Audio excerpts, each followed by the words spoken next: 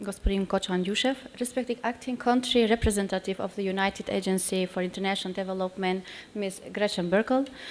почитуван Executive Committee Member, Factor Chain International, господинот Панос Папа-Theodорou, почитувана господја Бейтул Кутулус, Chapter Director од Factor Chain International, почитувани представници на малите и средните предпријатија, стопанските комори, финансиски институции, бизнес сервис провайдерите, домашните и регионалните факторинг асоцијации. Почитуван директор на проектот на USAID, почитувани медиуми, дами и господа.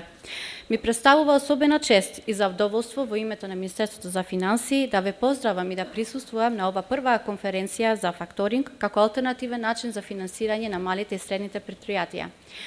Конференцијата представува исклучителна можност сите заедно професионални тела, практичари и регулатори да се осврнеме на актуалните состојби и да размениме мислења и ставови како и што понатаму за факторингот во нашата земја, за да стане препознатив и применлив како алтернативен извор на финансирање, бидејќи факторингот го помага растот на предпријатијата преку обезбедување на брз пристап до финансиски средства и забрзување на готовинскиот тек на фирмите, со што се поттикнува поефикасен и по нивниот развој.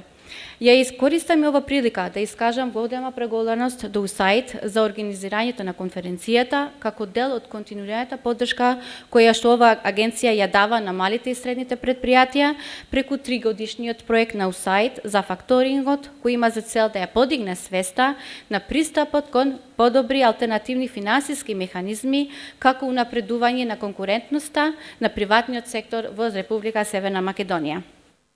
Развојот на функционалната пазарна економија со одржлив економски раст е еден од клучните критериуми за европскиот интеграцијен процес и води кон поголема вработеност и повисок животен стандард на нашите граѓани. Како мала осврт за запознање на аудиенцата, дека со завршекот на 2018 година ние достигнавме развој 2,7, кој беше поголем од 0,2 кој го завршивме во 2017 година, како резултат на голем напор што го врши Министерството за финансии, односно владата на Република Северна Македонија, и растот на бруто домашниот производ со многу големи показатели кои го завршиме со првиот квартал за 2019 година. Например, индустријата со зголемено раст на 3,7 или пак индустријското производство со 8,7 раст, на 19,6 во последниот квартал од 2018 година зголемот на градежништвото, услугите 3,3, извозот исто така забележа висок раст од 16,8%, односно 15,3 на реална основа, што е главна одраз на извозот на активност на новите производствени капацитети, поддржан и од солидност на осварување на дел од традиционалните извозни сегменти, како што се металната и прехранената индустрија. Исто така увозот порасна на 9%, потрошувачката забележа голем раст од 3,5%, а исто така во 2019 година се очекува натамношно интензивирање на економскиот раст, кој што е проектиран на 3,2%. Но и во линија на новите проекции на Европската комисија и ММФ, кои што очекуваат економијата на Северна Република Македонија да порасне на 3%. Исто така во периодот јануари-март 2019 година, во споредниот со првиот квартал од 2018 година, имаме зголемување на наплата на приходите, кој е повеќе од 6,2%, односно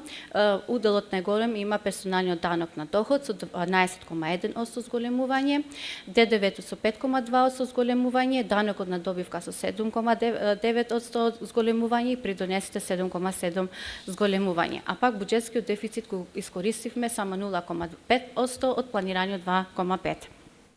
А исто така и подобро управување со јавниот долг кој е намала на 46,2%. Владата ќе продолжи со своите напори за понатомошното подобрување на деловното обкружување, што ќе овозможи забрзување на економскиот раст предводен од приватниот сектор. Исто така и според извештајот на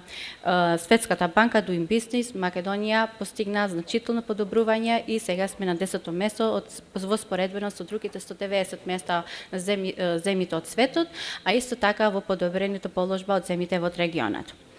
Но и покрај подобрувањето на деловните регулативи, домашните фирми продолжуваат да се соочуваат со потешкоти, особено во усвојување на новите пазари, меѓу другото и како резултат на ограничен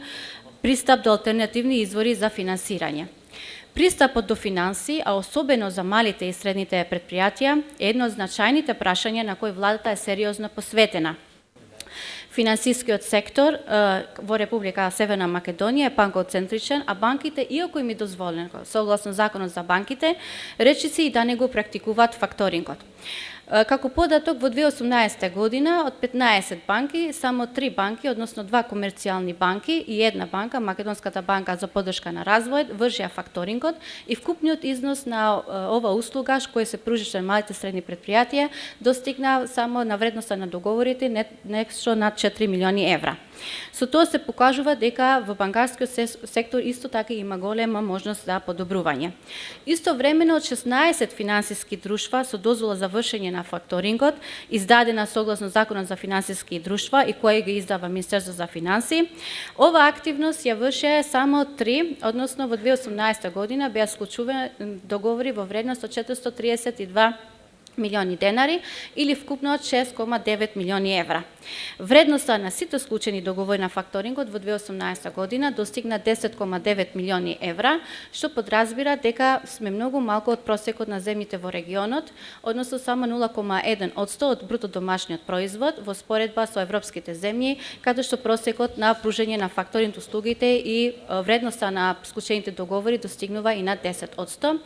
но може да се пофалиме дека и во соседната земја, значи со соседите, например во Грција, каде што факторингот зазема учество со над 7,7%, во Бугарија со 5,7%, во Хрватска 2,7%. Во условите кога фирмите, особено малите, средните и стартап, имаат потешкоти во пристап до финансии, овој податок укажува на голем потенцијал за развој на факторингот кај нас. Владата е одлучна да го искористи овој потенцијал и на фирмите да им овозможиме пристап до ликвидни средства без дополнително задолжување. За таа цел Министерството за финансии во поддршка со Европската банка за обнова и развој веќе е во фаза на подготвување на измена на Законот за финансиските друштва. Иако законот беше донесен во 2010 година, имаше за цел преку воспоставување на правна рамка да се постигне развој на факторингот, но за жал таа цел не се постигна. Ниту банките, ниту финансиските друштва не го препознава факторингот како алтернативен, безбеден и поевтин производ во однос на класичното кредитирање. Анализата на ЕБРД покажа дека постојниот закон не го дефинира факторингот како специфичен производ, што создава дилеми и несигурност во толкувањето на термините, а со тоа и во практичната примена. Затоа со измените на Законот за финансиските друштва прецизно ќе се дефинираат факторингот како финансиска активност, како посебен специфичен договор, страните на договорот и варијанците што ќе ги пружи факторингот. Со тоа ќе се зајакне правната сигурност на овие договори, а на банките, финансиските друштва, корисниците на услугата, како и на судиите ќе им се помогне да го разберат овој концепт како алтернативен начин за финансирање кој е безбеден, пристапен за доверител поради пониските трошоци во однос на кредитите со можност за забрзување на паричниот тек и подобро планирање на деловните активности и ликвидноста. Покрај подготовката за измените на правната рамка, во тек мислиме дека заедно со Министерство за финансии ќе го заокружиме во делот на 2019 година и заедно со USAID и Европската банка за обнова и развој сме подготвени да работиме со ова индустрија со цел професионалните организации и потенцијалните корисници на факторингот да го промовираат како од страна на понудата, така и страна на побарувачката. Почитувани, денес во текот на ова конференција ќе ги слушнеме и најновите трендови што ги воведува Factor Chain International како препознатлива меѓународна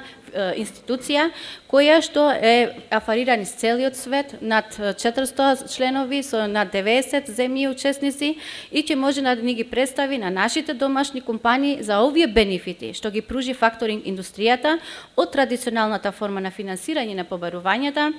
до последните најнови видови факторинг производи. Очекувам дека чекорите што ќе ги преземеме како владата со поддршка на USAID и со Европската банка за обнова и развој ќе дадеме позитивни резултати и можеби во некоја наредна или следна конференција ќе говориме за факторингот како успешна приказна кај нас. Благодарам.